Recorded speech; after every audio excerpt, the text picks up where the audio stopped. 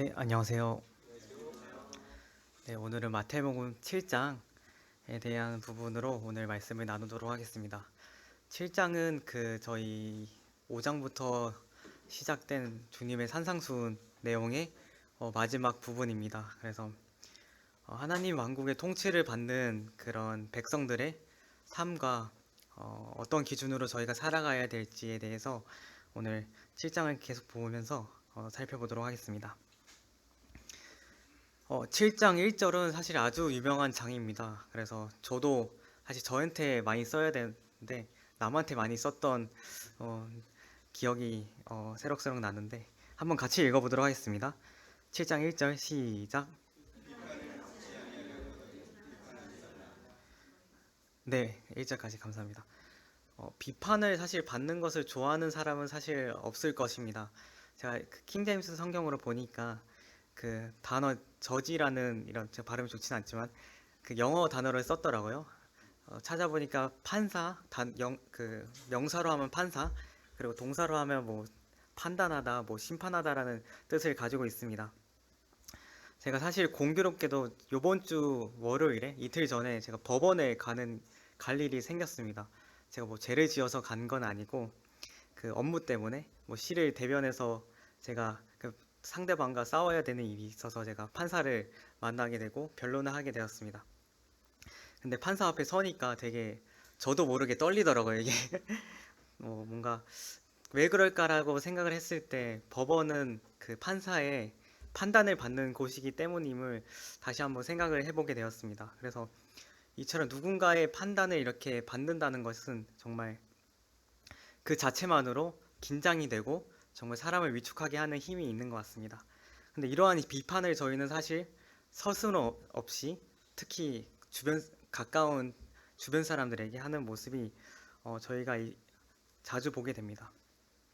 그래서 우리 안에는 사실 남을 헐뜯고 정말 남의 허물을 찾아내려고 하는 그런 죄된 본성이 있음을 좀 보게 됩니다.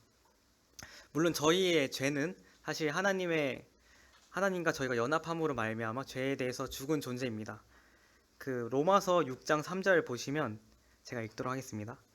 무릇 그리스도 예수와 합하여 침례를 받은 우리는 그의 죽으심과 합하여 침례를 받은 줄 알지 못하느냐. 말씀과 같이 정말 예수님과 합하여 저희는 침례를 받았고 죄에 대해서 죽은 존재임을 저희가 말씀을 통해 기억하게 됩니다. 하지만 저희는 사실 육신의 습관대로 정말 제가 주관하려는 모습이 사실 저희가 살아가면서 계속해서 보여지게 됩니다. 스스로 재판관이나 아니면 판사가 돼서 정말 판단을 하려는 모습이 저희 가운데 있는 것입니다. 그래서 야고보서에 비슷한 말씀이 사실 있습니다. 야고보서 4장 11절부터 12절. 형제들아 서로 비방하지 말라. 형제를 비방하는 자나 형제를 판단하는 자는 곧 율법을 비방하고 율법을 판단하는 것이라. 내가 만일 율법을 판단하면 율법의 준행자가 아니요 재판관이로다. 입법자와 재판관은 오직 한 분이시니 능히 구원하기도 하시며 멸하기도 하시느니라. 너는 누구이기에 이웃을 판단하느냐? 네, 말씀을 통해서 저희는 이러한 입법자와 재판관은 오직 한 분, 저희 하나님임을 저희는 알 수 있습니다.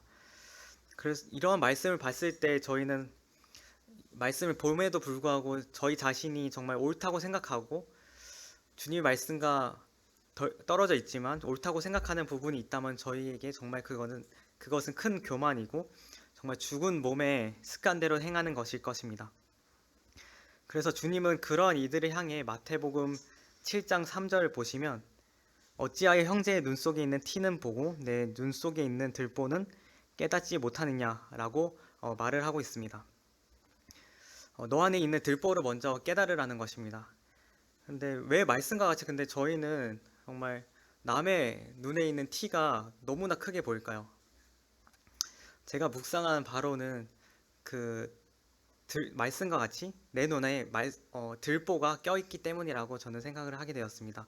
내 들보가 너무나 크고 그 들보가 제 눈에 껴있다 보니까 반 넘게 껴있다 보니까 그 티가 다른 사람의 티가 더 부각되어 보인다라고 생각을 하게 되었습니다.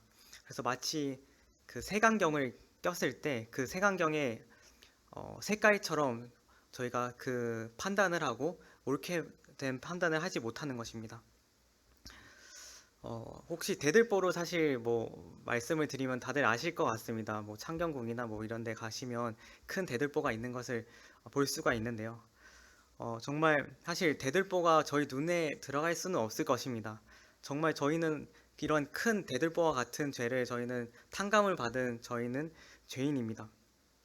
하지만 이러한 큰 은혜를 받았음에도 불구하고 정말 육신의 티에 대해서 다른 사람의 티에 대해서 저희는 정말 엄격하고 정말 판단하는 마음이 저희 가운데 있는 것 같습니다. 그래서 저희는 사실 이러한 은혜를 받은 자로서 교회와 가족과 저희 주변 사람에게 그런 사랑으로 행해야 될 것입니다. 그래서 그렇게 하기 위해서 저희는 그 5절 말씀과 같이 빼내야 될 것입니다. 그 후에 저희는 사랑과 그 온유함으로 형제 자매를 도울 수 있다라고 생각하게 됩니다. 물론 여기서 저희가 오해하지 말아야 될 것은 사실 하나님께서는 저희에게 분별력을 없애버리라 뭐 이런 말씀은 아니라고 저희는 생각이 들어지고 죄에 대해서 눈 감으라 라는 말씀을 하시는 것이 아니라는 것을 다들 알고 계실 것 같습니다. 6절 말씀 보시면 거룩한 것을 개에게 주지 말며 너희 진주를 돼지 앞에 던지지 말라고 말씀하고 계십니다. 이처럼 개에게 거룩한 것을 주지 않고 진주를 돼지 앞에 던지지 않는 영적인 분별력이 사실 저희 가운데 필요합니다. 하지만 저희는 사실 분별과 그 판단을 사실 이렇게 잘 구별하기가 좀 어려운 모습이 저희 가운데 있습니다. 제가 하면 뭔가 옳게 된 분별 같고 되게 옳은 판단 같은 생각이 있지만 남이 말하면 뭔가 비판적인 것 같고 왜 이렇게 비관적이지? 왜 이렇게 비판적이지? 라는 생각이 저희 가운데 하게 되는 것 같습니다. 그렇기 때문에 사실 저희는 그 7절 말씀과 같이 행해야 될 것입니다. 7절 한번 같이 읽어보도록 하겠습니다. 시작.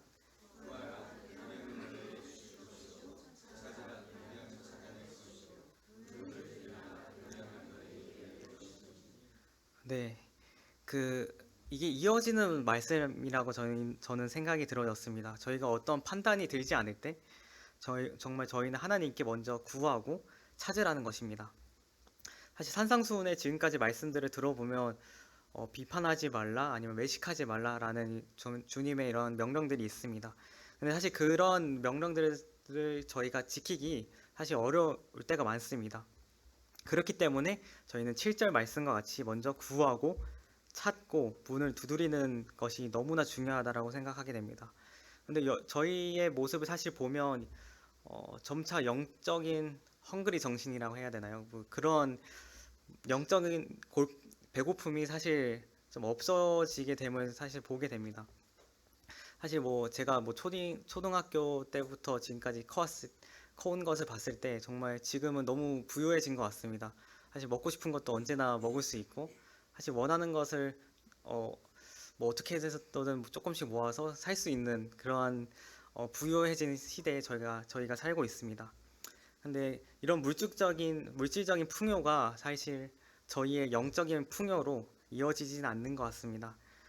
오히려 세상의 목표와 세상의 것을 따라가느라 정말 정신이 없어서 주님을 따라가지 못하고 정말 하나님을 구할 시간이 부족해지는 현상이 저희 가운데 보여지게 됩니다. 저희는 그래서 이러한 주님을 향한 그런 갈급함이 정말 저희 가운데 있어야 됩니다. 그래서 7절 말씀과 같이 저희는 그래서 하나님께 먼저 구하는 삶이 저희 가운데 필요합니다. 그래서 사실 뭐 하나님을 이런 말씀을 봤을 때 제 개인적으로 내가 과연 시냇물을 찾아 헤매이는 그런 사슴과 같이 주님을 이렇게 갈급하고 있나를 다시 한번 생각을 해보게 되었습니다. 8절부터 11절까지는 저희의 구할 대상이신 하나님이 어떤 분인지를 자세하게 말하고 있습니다. 8절부터 11절까지 같이 읽어보도록 하겠습니다. 시작. 구하는 이마다 받을 것이요 찾는 이마다 찾아낼 것이요 두드리는 이에게는 열릴 것이니라. 너희 중에 누가 아들이 떡을 달라 하는데 돌을 주며 생선을 달라 하는데 뱀을 줄 사람이 있겠느냐. 너희가 약한 자라도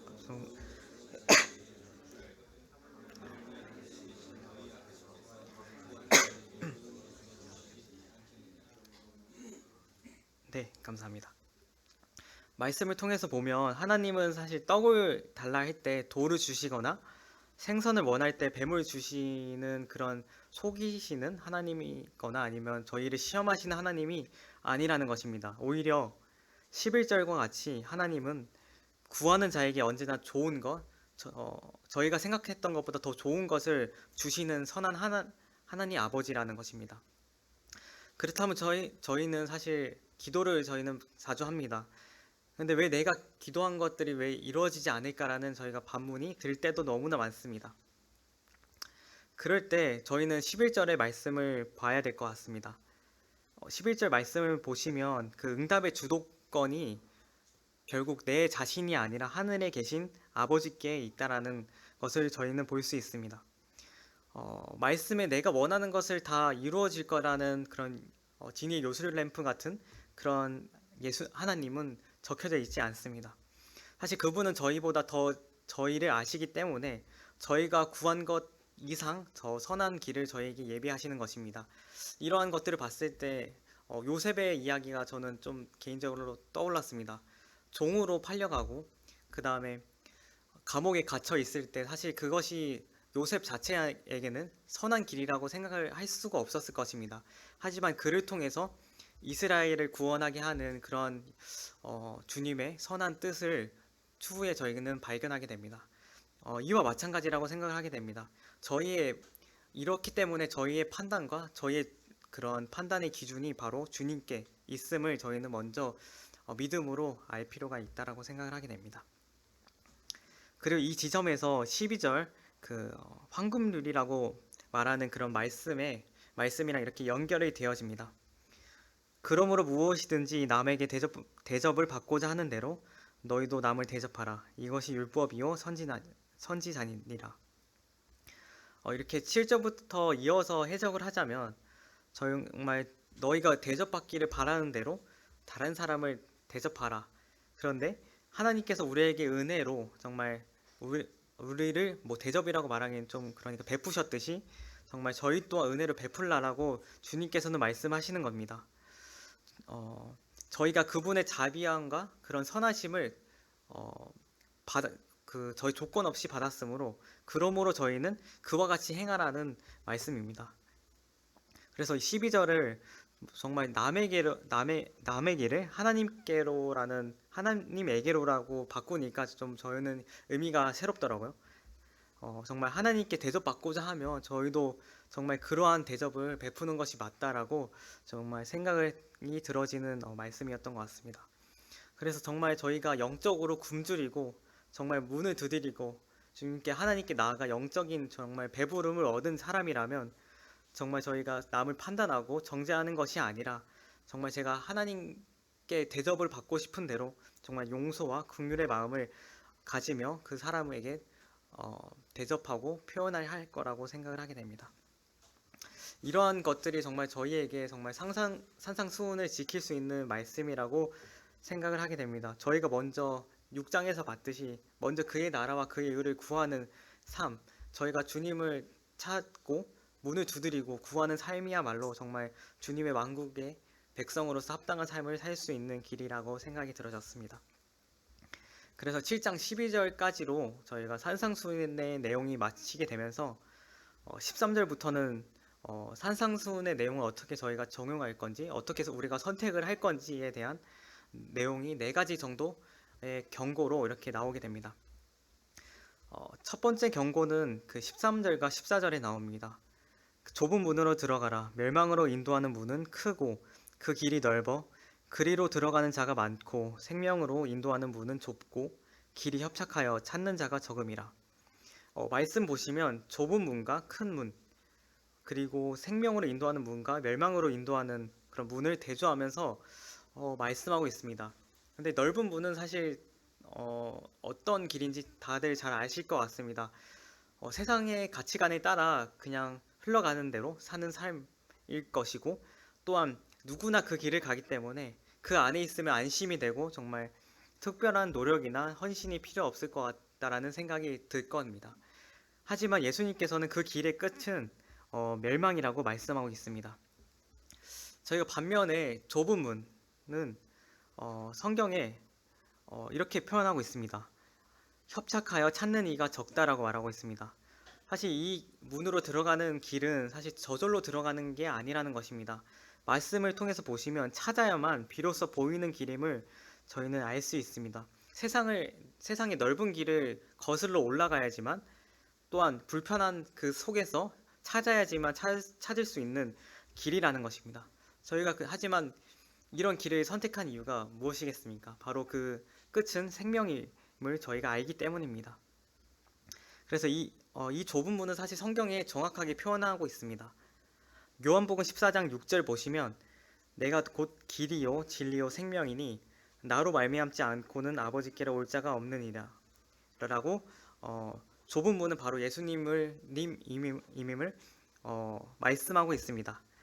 결국에는 말씀을 통해서 저희가 알 수 있는 바로는, 정말 예수 그리스도를 찾고 예수 그리스도를 통해야지만 그 좁은 문으로 들어갈 수 있다라는 것입니다. 사실 저희가 이 길을 걷다 보면 그런 기쁨보다 낙심이 될 때도 많고, 정말 감사보다 의심이 될 때가 저는 많았던 것 같습니다. 그리고 이번 주 그 신혼부부 모임에서 나왔던 주제이긴 한데, 그 헌금에 대해서도 사실 쉽지 않은 부분이기도 하고, 또한 이렇게 수요일 날 피곤한 몸을 이끌고 오는 것도 사실 쉽지 않은 길임을 저희는 알고 있습니다. 하지만 저희가 이렇게 기쁨으로 주님께 나올 수 있는 것은 정말 그 길의 끝은 바로 생명이기 때문임을 저희는 인지해야 될 것입니다. 저희는 결국에는 이러한 이 땅에서 나그네 인생입니다. 영원한 삶을 저희는 준비하고 살기 위하여 준비하는 존재로서 저희는 이 길을 기쁨으로 나아갈 수 있을 것입니다. 또한 사실 저희가 이 땅에서는 사실 고통만 있는 건 아닌 것 같습니다. 오히려 주님이 주시는 이런 복을 누리며 또한 기쁨으로 나아갈 수 있고, 또한 주님이 주시는 주님과 닮아가는 그런 삶을 통해서 저에게 큰 기쁨이 있음을 저희 성도들 간의 교제를 통해서 정말 알게 됩니다. 그래서 저희가 이미 그 좁은 문을 선택한 존재로서 저희가 넓은 문으로 들어가기를 원하는 그런 마음이 아니라, 정말 넓은 문에 가는 그러한 자들과 같은 삶이 아니라, 정말 성경을 통해서 말씀하시는 그런 합당한 자의 삶과 같이 살기를 저희가 바라는 마음이 있습니다. 두 번째 경고의 내용은 15절과 20절의 말씀에 나옵니다. 여기에는 그 거짓 선지자와 그 다음에 양의 옷을 입고 행동하는 내용이 나옵니다. 여기서 보시면 거짓 선지자들은 양의 옷을 입고 이렇게 나오지만 사실은 속에는 노력하는 일이라고 말하고 있습니다. 그들은 사실 양의 털을 입고 있기 때문에 쉽게 구별이 되지 않을 것입니다. 하지만 예수님께서는 이렇게 말하고 있습니다. 그들의 열매로 그들을 알리라. 16절에 나옵니다. 그들의 열매로 그들을 알리라. 아무리 말을 번지르하게 해도 나무의 본질은 사실 그 열매에 있는 것입니다. 가시나무에서 포도나무나 아니면 무화과 나무를 맺을 수 없는 것처럼, 정말 거짓 가르침은 정말 불경건하고 이기적이고 분란을 이루어질 수밖에 없게 되어 있습니다. 하지만 참된 진리의 말씀은 정말 성령의 열매, 사랑과 희락과 화평 등의 좋은 열매들을 맺을 것입니다. 저희는 이러한 그 나쁜 열매를 맺고 있는 이런 부분에 대해서 저희는 정말 주의해야 될 것이며, 저희의 삶을 이 말씀에 적용을 한다면 정말 저희가 과연 생명의 열매를 맺고 있는 존재인가, 아니면 그냥 열매를 맺지 않고 그냥 그저 그런 대로 살아가고 있는 그런 나무인가를 저희는 한번 생각을 해보게 됩니다. 그 세 번째 경고의 내용은 21절과 23절에 나옵니다. 21절 보시면, 나더러 주여 주여 하는 자마다 다 천국에 들어갈 것이 아니오 다만 하늘에 계신 내 아버지의 뜻대로 행하는 자라야 들어가지리라. 여기서 보시면 주여 주여 하는 자와 내 아버지의 뜻대로 행하는 자가 이 세상에 있다라고 하는 것입니다. 하지만 이 둘의 마지막은 하나님 앞에서 분명히 갈라지게 됩니다. 여기서 그 주여 주여 하는 자들을 보시면, 정말 22절 보시면 주님의 이름으로 선지자 노릇을 하고 귀신을 쫓아내고 많은 권능을 행했다라고 말하고 있습니다. 사실 저희가 이러한 권능을 저희 가운데서도 행하기 너무 어렵습니다. 하지만 이들은 자신의 행함을 중심으로 말하고 있는 것입니다. 그래서 23절을 보시면 주님께서는 자신의 선행을 이렇게 밝히 말하고 있는 이들을 향해 주님께서는 도무지 알지 못한다라고 말하고 있습니다. 왜냐하면 이들은 주님을 섬긴다라고 말씀하고 있지만 결국에는 나의 행위에 초점을 두면서 정말 살려고 하는 모습이 그들 가운데 있고, 그들은 실제로 주님과의 관계가 없는 자신만을 위한 삶을 살아가고 있기 때문입니다. 그래서 하나님의 뜻대로 행하는 것은 사실 율법의 행위나 어떠한 것을 행함으로 이루어지지 않는다라는 것을 다들 알고 계실 것 같습니다. 그래서 요한복음 6장 40절을 보시면 내 아버지의 뜻은 아들을 보고 믿는 자마다 영생을 얻는 이것이니 라고 말하고 있습니다. 결국엔 내 이름으로, 정말 제 자신의 이름으로 무엇을 행하는 것이 아니라 예수님을 보고 믿는 믿음으로 주님께 나아가는 그런 삶이 저희 가운데 선택이 되어야 될 것 같습니다. 그리고 네 번째 경고는 저희의 신앙의 기초를 비유화해서 말하고 있습니다. 24절과 27절 같이 읽어보도록 하겠습니다. 24절부터 27절입니다. 시작.